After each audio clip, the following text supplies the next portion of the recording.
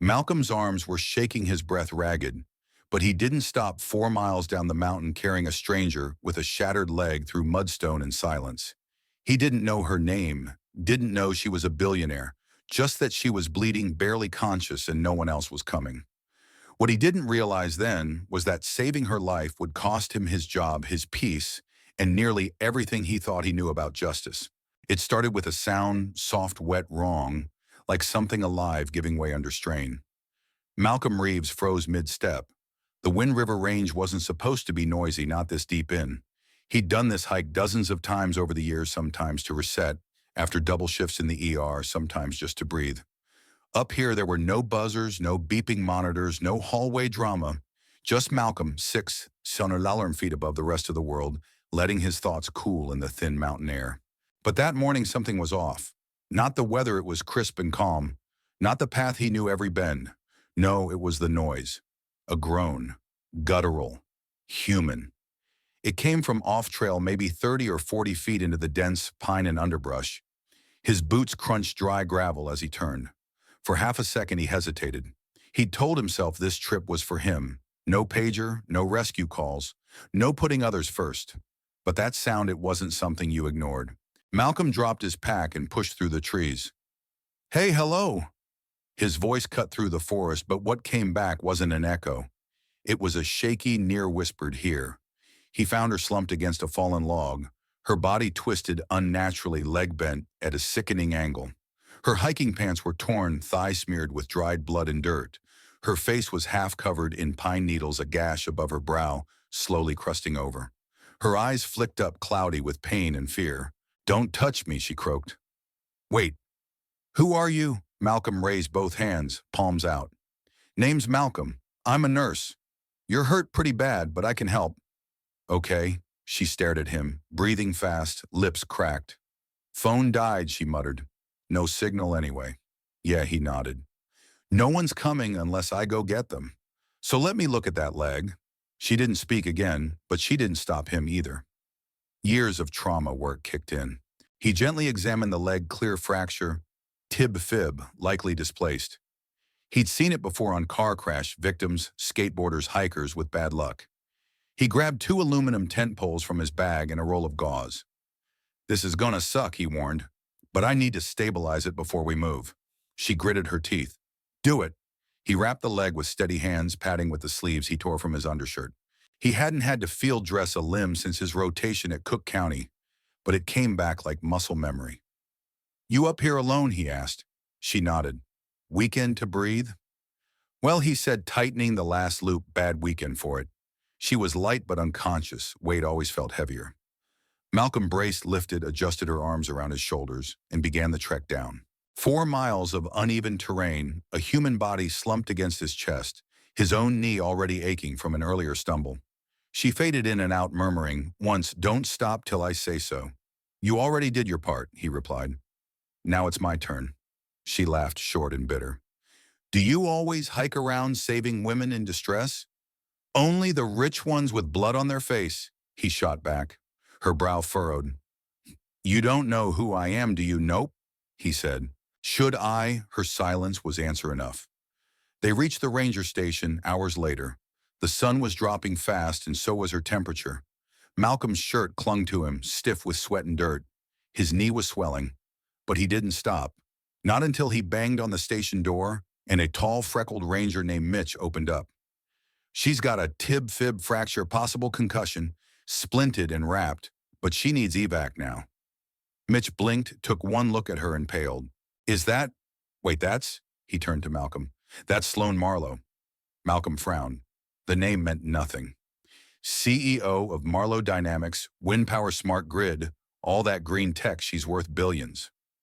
Malcolm looked down at the woman, now unconscious, in his arms. Her face had relaxed into something fragile human. Whatever name she carried, she didn't wear it now. He didn't say anything, just shifted his weight and waited for Mitch to call the chopper.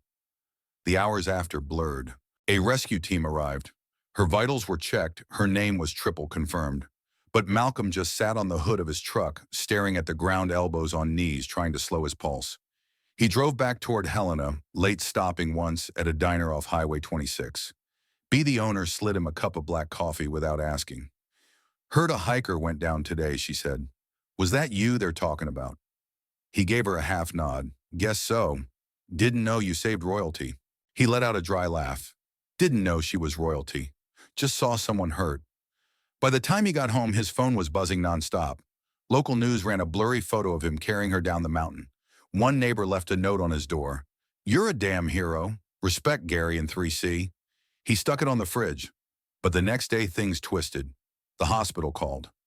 Lorna, his supervisor, summoned him in. She didn't bother with pretense. You were still on emergency callback status. You left cell range. That's grounds for termination. I saved a life. And you broke protocol, she said flatly. The board isn't happy. One of them has ties to Marlowe Dynamics. This whole thing's complicated. Complicated, he repeated, stunned. You're firing me because I helped someone. Because of how it looks, she said quietly. He didn't argue. Just stood numb and walked out. On the way through the ER hallway, a nurse he'd trained once tried to meet his eye. He looked past her. Outside, the air felt thicker, like even the wind was watching. Malcolm didn't go home. He drove aimlessly past the edges of town, past gas stations and wheat fields and freight trains that never stopped. At a red light, he clenched the wheel and said aloud, I'd do it again. He meant it. What he didn't say, what he couldn't, was that something had cracked open in him on that trail. Not just the exhaustion or the fall, but the feeling of being needed completely, not because of a shift assignment or a staffing gap, but because he was there, because he chose to act. He didn't know what would happen next, but deep down he knew one thing. This wasn't the end of the story. Not by a long shot. Malcolm didn't sleep that night. He lay on the couch fully dressed, one arm flung over his eyes, the other resting across his chest like it might hold everything inside. The apartment was dark quiet except for the occasional creak of the building settling or the distant sound of a semi on the highway. He hadn't turned on the news, he didn't need to. Word spread faster than wildfire when it came to controversy, and by now everyone from Helena to Missoula probably had an opinion about the nurse who saved a billionaire and lost his job for it. But Malcolm wasn't replaying the trail or the stumble or even the moment he realized who she was. He was stuck in that office again, standing there while Lorna Pascoe, a woman he'd worked with for 7 years, told him flatly that perception mattered more than principles. That saving a life had somehow turned into a liability. It didn't make sense, not to his bones, not to the man his mother raised. Around 5:30 a.m., he stood stretched and went to make coffee. The pot clicked on with a familiar hum. He leaned against the counter, eyes fixed on nothing, when his phone buzzed. Unknown number. His first instinct was to ignore it, but something in his chest tugged. He answered. Hello. A pause, then a voice he hadn't expected to hear again. Soft, calm, familiar. Malcolm, it's Sloan. Her name hung in the air like smoke. He closed his eyes. Didn't think I'd hear from you. I wasn't sure I should call, she admitted, but I found out what happened at the hospital. I'm sorry. That wasn't supposed to happen. Malcolm let the silence stretch a beat longer than it needed. You didn't owe me anything. I did what anyone with a spine and a conscience would have done. No, she replied firmly. You didn't. You helped me without knowing who I was. You didn't hesitate, and you didn't ask for anything. People like you don't get nearly enough credit in this world, or opportunities. I'm not looking for credit, Malcolm said. I just want to go back to doing my job. Another pause. Then she said, I want to see you. Face to face. You still in Montana? No, she said. But I will be. I'll be at your building tomorrow morning. He blinked. Why? Because this isn't over, she said. And I have something I want to give you. It's not charity, Malcolm. It's a door. Then she hung up. He stood there staring at the phone screen, the call log blinking at him. He didn't know what she meant, not exactly. But something about her voice, the steadiness, the resolve made it feel like a storm was coming. He barely slept after that. Just before 8 a.m., Malcolm stepped onto his front porch wearing jeans and a zip-up fleece, hair pulled back, nerves jangling like loose change in his chest. The first sound he heard was the low rumble of engines, not the old Dodge from next door or the UPS truck with the rattling side door. No, this was smooth, synchronized luxury. He stepped down one stair and saw them. 10 vehicles, sleek and shimmering, curved around the cul-de-sac like a Secret Service drop. Jet black Mercedes, a deep green Bentley, and near the front a white Rolls-Royce that looked like it had never seen a speck of dust in its life. Neighbors were already peeking out windows, some in robes, others with phones raised. He spotted Mrs. Hollins shielding her dog from the glare. "You know these people?" she asked. Malcolm just stared. "I think I'm about to." The back door of the Rolls opened. A man in a dark suit stepped out, surveyed the street, and opened the opposite door. Out stepped Sloan Marlowe, tall, poised, walking with a slender cane. No entourage, no media, just a quiet procession of purpose. She approached him with measured grace, her sunglasses catching the morning sun. When she pulled them down, he saw the same eyes from the mountain, tired, clear, determined. "I didn't mean to make a scene," she said. Malcolm raised a brow. "You brought a presidential motorcade to my block. I had to make sure you'd talk to me," she said, with the faintest smile. "You want to come inside?" he asked. "Yes," she replied simply. Inside, the contrast was jarring. The scent of coffee still lingered. Laundry was drying on a rack in the corner, and his beat-up microwave door refused to shut all the way. It wasn't polished, but it was real. Sloan took a seat at the kitchen table while one of her staff silently placed a thick leather folder in front of her and stepped out.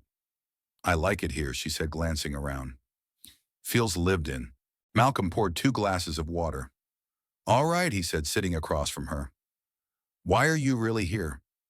"Because I owe you more than a thank you," she said. "You already said that on the phone."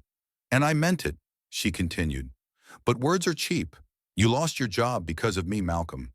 And while I can't rewind that, I can offer something better." She opened the folder. Inside were documents, maps, blueprints, outlines. At the top of the first page, his name typed in bold, "Malcolm Reeves, Program Lead." "I've been funding a new initiative," she explained. "Mobile medical units for underserved communities. Rural towns that haven't had reliable health care in years. We've got the infrastructure. What we don't have is someone with the training, the leadership, and the heart." He stared at the proposal. "You want me to run it?" "Not just run it," she said. "Shape it. Build it from the ground up. Choose where it goes, how it operates, who it hires." "I'll fund it." "You lead it." "Why me?" he asked quietly. "Because you didn't treat me like a prize. You saw pain and responded. You didn't freeze or posture. You just acted. That's the kind of person I want at the helm." He ran a hand over his jaw. "You really expect me to believe this isn't charity?" "It's not," she said flatly. "It's an investment. In you. In something bigger than both of us." Malcolm looked back down at the folder. It felt like holding a second chance in his hands. "You don't have to answer today," Sloan said, standing slowly. "But the first van is parked 2 blocks away. Fully stocked. Ready." She turned toward the door. He followed her out, watching as the caravan rolled away one vehicle at a time, silent and deliberate. When the last car disappeared around the corner, Malcolm stood on his porch folder, still in hand, and felt like the ground under him had shifted. He sat at the kitchen table for hours, reading every page, every provision, every line that spelled out a future he hadn't imagined 2 days ago. When he reached the final page, he picked up his phone and called the only person who'd always told him the truth. "Latricia," he said when she picked up. "You got a minute?" "Always," she said. "What's going on?" "You know that woman I helped, the billionaire?" "Yeah, I saw it all over Channel 8. She showed up at my place this morning. Gave me an offer. Wants me to run a mobile clinic program." "Big one. Like, real big." There was a pause, then the sound of her exhaling slowly. "And what's stopping you?" He looked around his tiny apartment, the thrift store couch, the half-dead plant, the broken lamp he never fixed. "I don't know," he admitted. "It's huge. And I'm just me." "No," she said firmly. "You're the man who carried a stranger down a mountain with nothing but grit and gauze. Don't let them firing you be your final chapter. Let this be your first." He didn't speak for a while. Then he said, "Yeah, maybe you're right." "I know I am," she replied and hung up. By nightfall, Malcolm walked 2 blocks down the street. There it was, a matte gray Sprinter van with Prairie Reach printed in discreet navy letters on the side. He stepped closer, heart pounding, and peered through the windows. Inside, exam chairs, refrigeration units, diagnostic tools, emergency kits. A mobile clinic, waiting for him. He stood there in the glow of the street lamp folder clutched to his chest. Tomorrow he'd say yes. Tonight he just let it sink in. The mountain had taken something from him, sure, but it had also given him something more. A mission, a voice, and now finally a choice. Malcolm stood in the middle of his kitchen long after the last car pulled away, folder still clutched in his hands, heart drumming in his ears. The weight of what just happened hadn't settled yet. It hovered, waiting to sink in. He didn't sleep that night either, but not from anger or grief like before. This time it was different. This time it felt like possibility. By sunrise, he had made his decision. He picked up the phone, called the number Sloane's assistant had written inside the folder, and said 5 words that would quietly shift the course of his life. "Tell her I said yes." Within 48 hours, a black SUV arrived outside his apartment, far more discreet than the motorcade, with a woman in a charcoal blazer who introduced herself as Mara Legal Liaison for the Prairie Reach Foundation. She handed him a new binder, this one thicker, heavier final. Inside were logistics, supply chains, budget authorizations, and a staffing chart with 3 open positions for him to fill. His name was printed at the top in bold all caps, Director of Field Medicine. "You'll have your first van by next week," Mara said. "Initial deployment near Fort Peck. We've already identified a critical care gap in that region. After that, you choose where to go." Malcolm nodded slowly, flipping through page after page. He wasn't used to this kind of power, and it showed in how gently he handled the papers, like they might crumble if he turned the pages too fast. "I've never led anything like this," he admitted. Mara smiled. Neither had Sloane when she started Marlowe Dynamics. She just had a mission and a spine. "You've already proven you have both." When she left, Malcolm sat at the kitchen table again, staring at the new binder. It was real now. Maybe not a pitch, not a polite gesture to soothe guilt. This was a mandate, a calling. 7 days later, the van arrived. It was sleek matte gray with navy accents, longer than a delivery truck, but more agile than a bus. Inside, it was a Marvel 2 exam stations, refrigeration for vaccines, a portable X-ray setup, trauma kits, vitals monitors, and a storage unit stocked with medications. It even had a built-in generator and satellite uplink. Malcolm walked around it in silence, hand trailing along the cool steel awl, pulsing through him like a second heartbeat. They named it Prairie Reach Unit 1. His first deployment was on a foggy Monday near the Fort Peck Reservation.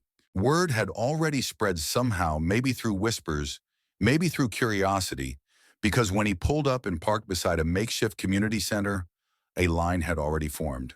Mothers holding babies, elderly men in wheelchairs, teens pretending they didn't care, but not leaving the line. Malcolm stepped out in a gray hoodie and jeans, clipboard in hand.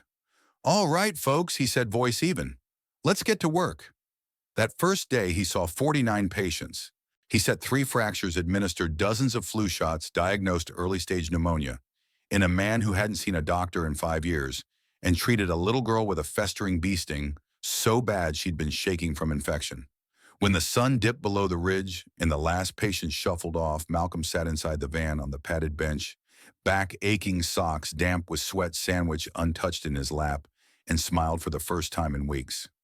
Not for the cameras, not for validation, just for himself, but the work didn't happen in a vacuum. As word spread about the program, so did the whispers.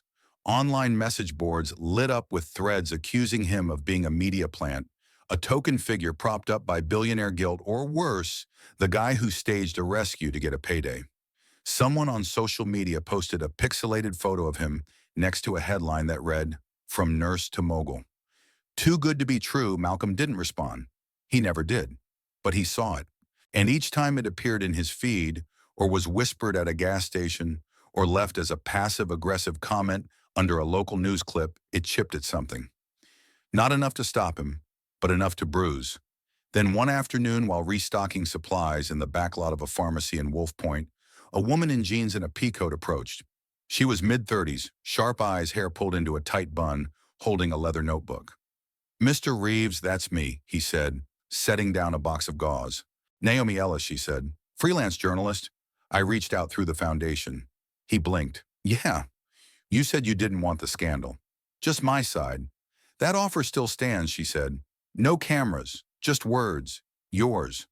They met 2 days later at a cafe on the outskirts of Billings, just past the rail line. It was quiet, dimly lit with real mugs and a radio playing low jazz.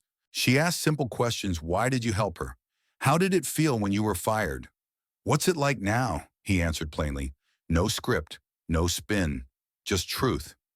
You ever think about not stopping that day, she asked, letting someone else find her? Malcolm stared at his coffee. Not once.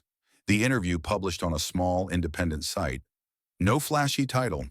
Just a headline, the nurse who kept walking until he didn't. Within 48 hours, the inbox at Prairie Reach filled with messages. A mother from Idaho asking if the van could visit her town. A retired paramedic in Kansas offering to volunteer. A teenager from Missouri who wrote, I didn't know black men could run something like this. Now I want to be a nurse. The donations weren't massive, but they were real. A $25 check with a note that read, you help someone's daughter. Maybe you can help mine. Not everyone was pleased. One morning, Malcolm found a note taped to the back door of the van. Hope she was worth it. Enjoy being owned. No name. Just bitterness in Sharpie. He crumpled it and kept moving. Sloan visited twice in 3 months. Quietly, no team, no press. The second time they stood outside the van near the edge of a schoolyard in South Dakota, watching kids play tag with a dog barking at their heels. You ever think about scaling this, she asked. He nodded toward the clinic. Yeah, but I want to get this one right before I build a second. She smiled. That's what I hoped you'd say. Before she left, she handed him a folded letter. Later that night, Malcolm sat in the van alone. The lights low, the heater humming, and read her words. It was only a page, but one line stayed with him. Empires mean nothing if we forget how to serve. Spring rolled in quietly. Malcolm had trained 2 new nurses, bought a second van through the same funding, and hired a young coordinator to help manage scheduling. They called it Prairie Reach Mobile Care. The name stuck. In a small Montana town called Bridger, a 15-year-old boy named Jalen rode his bike 7 miles just to volunteer. He watched Malcolm treat a man with diabetic ulcers and whispered, I want to do that someday. Malcolm smiled and said, you will. At night, he still came home to the same apartment. Same broken microwave. Same note on the fridge from a neighbor long moved out. But now the place felt different, not because it changed, but because he had. The world hadn't suddenly become fair. It hadn't apologized, but it had handed him a pen. And this time he was writing the story. Quietly, steadily. One patient, one town, 1 mile at a time. And this time no one could take it from him. Sometimes doing the right thing will cost you. It might cost you your job, your comfort, or your reputation. That was the case for Malcolm Reeves, a man who didn't ask for attention, didn't seek recognition, and never expected a reward. He heard a cry for help and answered it. Not because someone was watching, not because it would benefit him, but because his heart told him it was right. And what happened next? The world twisted it. A quiet act of courage became a public scandal. A man who saved a life was punished by the very system he once served. And yet Malcolm didn't let the injustice define him. He didn't let bitterness take root. He didn't run from the spotlight, but he didn't chase it either. He stayed steady. He stayed true. And because of that, something remarkable happened. This story teaches us a powerful lesson. Your character matters more than your circumstances. You might not control how others treat you, but you can control how you respond. Malcolm turned a moment of injustice into a lifelong mission. He took pain and turned it into purpose. He didn't let a boardroom define his worth. Instead, he built something that served the people, one van, one town, one patient at a time. To anyone listening right now who's ever been overlooked, underestimated, or mistreated for doing the right thing, this is for you. Keep going.